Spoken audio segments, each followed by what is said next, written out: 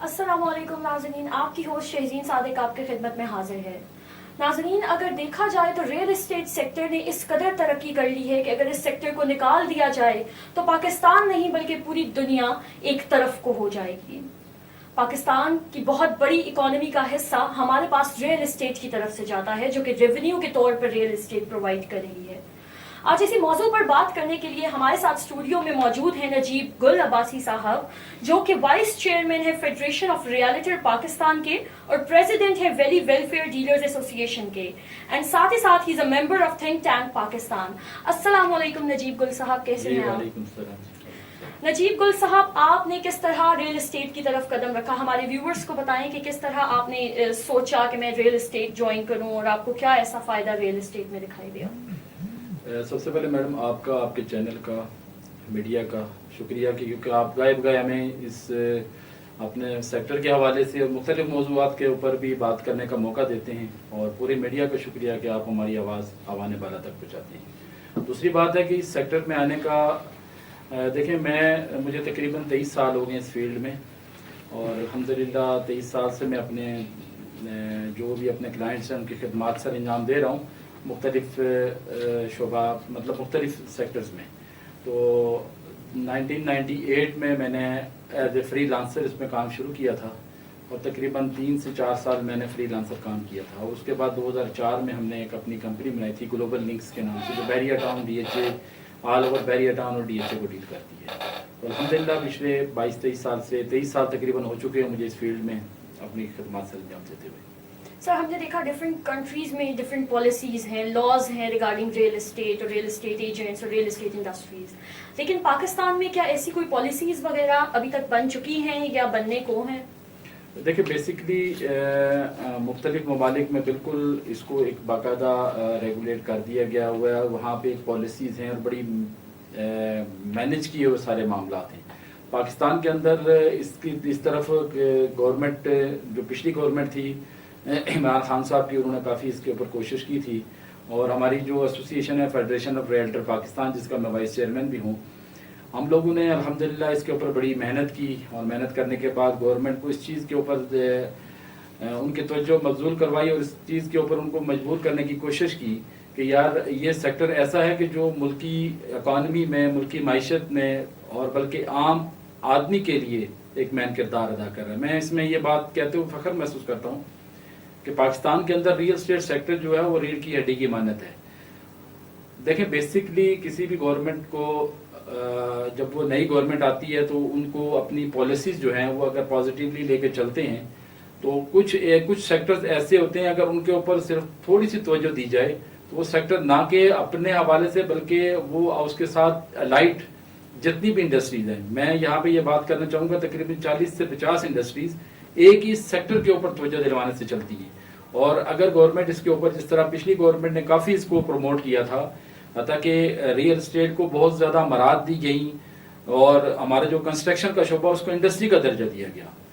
اس کی وجہ یہ ہے کہ کیونکہ یہ سیکٹر ایسا ہے کہ یہ جب ایک ریئل اسٹیٹ چلتا ہے، اس سے الائٹ 40 سے 50 انڈسٹری چلتی ہیں، آپ کے ملک کے اندر بے روزگاری کا ایلیمنٹ اس کے اوپر کنٹرول ہوتا ہے، اور جب پیسہ سرکولیشن میں آتا ہے تو میں سمجھتا ہوں کہ وہ عام آدمی بھی اس سے فائدہ اٹھاتا ہے۔ عام آدمی بھی اس سے فائدہ اٹھاتا ہے، لیکن میرا کوشچن ابھی بھی وہی ہے کہ سر، جس طرح جب بھی کوئی پالیسیز انیشیٹ کی جا رہی ہیں اگر گورنمنٹ کی طرف سے، جس طرح آپ نے بتایا کہ پچھلی گورنمنٹ جو ہے وہ اس نے آپ کو کافی سہولیات فراہم کی اور اس گورنمنٹ نے نہیں کی وہ، تو اس کے اگینسٹ کیا آپ نے کوئی پروٹیسٹ وغیرہ ریکارڈ کروایا یا آپ نے کوئی ان سے ڈیمانڈز وغیرہ کی؟ آپ نے اپنی آواز کو پہنچایا کیا آگے، لا کو یوز کیا یا کوئی مطلب اس طرح کا کوئی آپ نے سولوشن؟ دیکھیں، بیسکلی ایسے ہوتا ہے کہ جب کوئی نئی گورنمنٹ آتی ہے تو وہ لوگوں کو فیسیلیٹیٹ کرتی ہے، نہ کہ ان معاملات کو آ کے روک دے جو معاملات ملکی معیشت میں مین کردار ادا کر رہے ہیں۔ ریئل اسٹیٹ سیکٹر ایسا ہے کہ جو اپنی ملکی معیشت میں بالکل مین کردار ادا کر رہا تھا، نئی آنے والی گورنمنٹ نے اس کو سپورٹ کرنا چاہیے تھا۔ بدقسمتی سے انہوں نے اس کے اوپر ایسے ٹیکسز لگا دیے جن ٹیکسز کا کوئی وجود ہی نہیں ہے۔ میں یہاں پہ یہ بات آن لائن کہہ رہا ہوں کہ ایسے ٹیکسز لگا دیے جو آئین پاکستان کے اندر بھی نہیں ہے۔ وہ ٹیکسز، ایک انہوں نے ٹیکس لگایا ڈین ایم کا رینٹل ٹیکس، وہ ایسا ٹیکس ہے کہ وہ مجھے نہیں سمجھ آیا کہ لگانے والے نے کیا سوچ کے لگایا ہے اور لے وہ کس سے رہے ہیں. ایسی پراپرٹی جو پراپرٹی آپ کو آباء و اجداد سے گفٹ میں ملی ہے اور وہ آپ کی پڑی ہے اور اس کے اوپر آپ کہہ رہے ہیں کہ آپ اس کے اوپر کرایہ دیں. یہ ایسی پالیسیز ہیں جو نہ کہ اس سیکٹر کو نقصان پہنچا رہی ہیں بلکہ ملک کی جو معیشت ہے اس کو بھی یہ ایسی پالیسیز نقصان دے رہی ہیں. میں سمجھتا ہوں کہ پچھلی گورنمنٹ کی جو پالیسیز چل رہی تھی اگر انہی کو آگے یہ چلاتے تو آج ریئل اسٹیٹ کے اندر ایک بہترین ماحول ہوتا. جو ملک کے اندر ایک بے یقینی کی صورتحال ہے وہ آج نہ ہوتی. آج ملک کے اندر کوئی بندہ انویسٹمنٹ کرنے کو تیار نہیں ہے, کوئی بندہ سیل پرچیز کرنے کو تیار نہیں ہے کیونکہ گورنمنٹ کی کوئی پالیسی سامنے نہیں آ رہی. گورنمنٹ اس کی طرف توجہ ہی نہیں دے رہی ہے. گورنمنٹ بس مجھے یہاں پہ بدقسمتی سے یہ بات کرنے کو مل رہی ہے, جب مفتیٰ اسماعیل صاحب ٹی وی پہ آتے ہیں تو لوگ یا تو پیٹرول پمپ کی طرف دوڑتے ہیں تو یا کہتے ہیں کہ نیا ٹیکس آ گیا ہے. یہ ایسی چیزیں ہیں جو میرے خیال میں لوگوں کو ہراساں کرنے والی بات ہے. میری گورنمنٹ سے اپیل ہے کہ آپ برائے مہربانی جتنے بھی سٹیک ہولڈرز ہیں, آپ ریئل اسٹیٹ پہ سیکٹر پہ ٹیکس لگا رہے ہیں, آپ تمام سٹیک ہولڈرز کو بٹھائیں, ان سے مشاورت کریں. ٹیکس دیکھیں ہر پاکستانی دینا چاہتا ہے. ہم سمجھتے ہیں ملک اس ٹائم مشکل حالات میں ہے, مشکلات میں ہے. ہم اس سے پہلے بھی الحمدللہ پچھلی گورنمنٹ میں بھی جو FATF کا معاملہ آیا تھا, ہم نے گورنمنٹ کے ساتھ بارہا میٹنگز کی. ایسے مشکل قوانین تھے, ایسے مشکل چیزیں تھی جو بار بار میٹنگ کرنے سے آخر میں وہ ایسی سہل ہو گئی کہ لوگ لاکھوں ہزاروں کی تعداد میں اس میں ممبر بنے. کیا تھا کہ وہ گورنمنٹ کی پالیسی تھی, گورنمنٹ سپورٹ کر رہی تھی. اس دفعہ تو انہوں نے ایسے کام کر دی, آپ سٹیک ہولڈرز کو نہیں پوچھیں گے, آپ ان سے بات نہیں کریں گے, ان کو آن لائن ان کو اپنے ساتھ آن بورڈ نہیں لیں گے. تو میرے خیال میں وہ کیا ہوگا, اس کا اثر ملکی معیشت بھی پڑے گا, اس کا اثر عام آدمی بھی پڑے گا. اس کی اثر یہ ہوگا کہ ملک میں بے یقینی کی صورتحال ہو جائے گی. اور وہی بات آئے گی کہ جب ہمارے منسٹر صاحب ٹی وی پہ آئیں گے تو لوگ یا پیٹرول پمپ کی طرف دوڑیں گے تو یا کہیں گے جی کہ نیا ٹیکس لگنے آ رہا ہے. تو یہ چیزیں دیکھیں, یہ ایسی مثال نہیں بننی چاہیے. ایسے کام کرنے چاہیے جس کی وجہ سے عام آدمی کو بینیفٹ ملے, عام آدمی اس سے سہولیات لے. بالکل سر, ریئل اسٹیٹ عام آدمی کو کیا بینیفٹ دے رہی ہے؟ آپ نے کہا جس معیشت میں آپ کا کافی رول ہے ریئل اسٹیٹ کا, تو عام آدمی کیا دیکھیں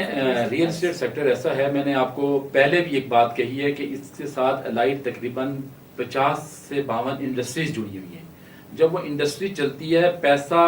میں ریئل اسٹیٹ سیکٹر میں کوئی انویسٹمنٹ کرتا ہوں, مجھے وہاں سے کوئی پیسہ آتا ہے, تو جب وہ مارکیٹ میں لے کے جاتا ہوں تو وہ پیسہ سرکولیٹ ہوتا ہے, اس کو عام آدمی کو بھی فائدہ ہوتا ہے. جب ملک کے اندر پالیسیز ہوتی ہیں اور معاملات اس سیکٹر کے بینیفٹ میں یا ایسی پالیسیز ہوتی ہیں جو عوام دوست پالیسیز ہوتی ہیں, وہ اگر دیں گے تو اس میں جب پیسہ سرکولیٹ ہوگا تو اس میں ہر بندے کو اس کا فائدہ ہوگا. اس میں عام آدمی کو یہ فائدہ ہوتا ہے کہ کیونکہ ملک کے اندر لاکھوں گھروں کی کمی ہے, لوگ اپنی چھت کے لیے ترس رہے ہیں. گورنمنٹ کو ان عام لوگوں کو ایسی سہولیات, ایسے پروجیکٹ دینے چاہیے جس کی وجہ سے عام آدمی بھی اس میں اپنے لیے یا گھر خرید سکے یا پلاٹ خرید سکے. نہ کہ آپ اس کے اندر ایسے ٹیکسز لگا دیں. خالی پلاٹ, میں نے وہی بات کی ہے کہ ایک خالی پلاٹ کے اوپر اگر آپ کہیں گے کہ 1 کروڑ کا پلاٹ ہے, اس کے اوپر آپ سالانہ 10 لاکھ روپے دیں, آج اس کے گھر کا چولہا بند ہوا پڑا ہے تو وہ 10 لاکھ روپے کہاں سے دے گا؟ یہ چیزیں ایسی ہیں جن کے اوپر کنٹرول کرنے سے میں سمجھتا ہوں عام آدمی کو بھی فائدہ ہوگا اور اس سے جڑے جتنے لوگ ہیں اس سے بینیفٹ اٹھائیں گے. نہ یہ لوگ اٹھائیں گے بلکہ اس کے ساتھ لائٹ 50-52 انڈسٹری, اور میں یہ یقین سے کہتا ہوں تقریباً 200 کچھ شعبے جو اگر آپ ان کو گننا چاہیں تو فنگر ٹپس پہ بھی ہم گن سکتے ہیں, اور ٹائم لگے گا. 250 سے اوپر شعبے ہیں جو اس سیکٹر کے ساتھ جڑے ہوئے ہیں, اور جب ایک چیز پازیٹیوٹی چلتی ہے تو وہ 250 شعبے بھی ساتھ چلتے ہیں, اور میں سمجھتا ہوں کہ اس میں ہر بندے کو بینیفٹ ہوتا ہے. بالکل سر, ہماری پبلک یا عام آدمی جو ہے وہ اس کو انڈسٹری تصور کرتا ہے, وہ اس کو انڈسٹری کا نام دیتا ہے ریئل اسٹیٹ سیکٹر کو. تو کیا ایک انڈسٹری کا درجہ یہ رکھتی ہے؟ دیکھیں بیسیکلی بات یہ ہے نا کہ ریئل اسٹیٹ جو ہے نا وہ ایک سروس پرووائڈر ہے. ہم لوگ سروس پرووائڈ کرتے ہیں. دیکھیں پچھلی گورنمنٹ نے ایک بڑی پازیٹیو, دیکھیں سیاسی ایفیلیشن الگ چیز ہے, گورنمنٹ کی پالیسیز جہاں پہ بہتر ہے ہم کو سراہنا چاہیے. پچھلی گورنمنٹ نے ایک بڑی اچھی اس میں کاوش کی تھی کہ انہوں نے कंस्ट्रक्शन को इंडस्ट्री का दर्जा दिया था, क्योंकि कंस्ट्रक्शन हम बना के बेचते थे, कुछ चीज आगे डिलीवर करते थे, जबकि रियल एस्टेट सेक्टर जो है वो हम सर्विस प्रोवाइड करते हैं। जिस तरह आपका डॉक्टर्स हैं, इनके डेंटल काउंसिल है, आपका वकील है, उनकी बार काउंसिल है, हमारी फेडरेशन ऑफ रियल्टर पाकिस्तान जो कि पूरे मुल्क की नुमाइंदा तंजीम है, अल्हम्दुलिल्लाह हम लोगों ने इसके ऊपर काविश की और हमने गवर्नमेंट को इस चीज के ऊपर पॉलिसीज दी, इनके ऊपर मशावरत दी कि आप जिस तरह बाकी काउंसिल हैं इस तरह एक रियल्टर काउंसिल बनाएं। अगर रियल्टर काउंसिल बनती है तो मैं समझता हूं कि रियल एस्टेट सेक्टर के 80% जो मसाइल हैं, 85% अब तक के 90% मसाइल हल होते हैं। तो गवर्नमेंट को इसके ऊपर थोड़ी सी तवज्जो दें। पिछली गवर्नमेंट ने हमसे प्रॉमिस किया था कि जो पिछला बजट 2022-23 का, इसके अंदर बहुत सारी चीजें उन्होंने इसके ऊपर इम्प्लीमेंट करवानी थी। जिस तरह आपका नादरा वाला सिस्टम वो इम्प्लीमेंट करवाया, उसके बाद आपका ये जो डिजिटलाइजेशन है वो रावलपिंडी इस्लामाबाद के अंदर, ये भी हमारी अल्हम्दुलिल्लाह दी हुई तजवीज़ थी, रियल्टर काउंसिल की थी। रियल्टर काउंसिल का जो हमारा बिल था वो भी उम्मीद थी कि इस इंशाल्लाह बजट में उसके ऊपर काफ़ी पॉजिटिवली बात होगी और इसके ऊपर उम्मीद थी कि इंशाल्लाह पास होने को जा रहा था, मगर गवर्नमेंट ने आते साथ ऐसी पॉलिसीज दे दी, पिछली बातें तो हम भूल गए, हम दोबारा फिर रोडों पे आ गए। तो क्या गवर्नमेंट को ये चीज़ मुनासिब है कि जिस टाइम आप मुश्किलात का शिकार हैं, आप परेशानी है, मुल्क की माइशत किस मतलब एंड दहाने पे है, और आप उस टाइम लाके ऐसी ऐसी पॉलिसीज लगा रहे हैं, ऐसे ऐसे टैक्सेस लगा रहे हैं जिसकी वजह से लोग आपका साथ देने के बजाय आपके अगेंस्ट आ जाएं। तो मेरी फिर रिक्वेस्ट है गवर्नमेंट से कि खुदारा जो भी मामलात हैं, जो स्टेक होल्डर्स हैं, रियल एस्टेट सेक्टर से जुड़े हुए जितने स्टेक होल्डर्स हैं, आप इनको बैठाएं और इंशाल्लाह मैं समझता हूं जब हम टेबल पे बैठेंगे और इसका बेहतरीन सहल हाल भी निकलेगा और इंशाल्लाह हम दोनों मिलके, गवर्नमेंट और इस शोबे के जितने भी लोग हैं, वो मिलके इंशाल्लाह हम लोग टैक्स देना चाहते हैं, मगर हम उम्मीद करते हैं कि इंशाल्लाह हमारे साथ भी अगर ये सपोर्ट वाली बात होगी तो इंशाल्लाह ये चीजें। तो सर आप हमें ये बताएं कि जैसे आपने बताया कि टैक्सेस इंक्रीज हुए हैं, टैक्सेस आप लोगों पे मजीद इम्पोज किए गए हैं,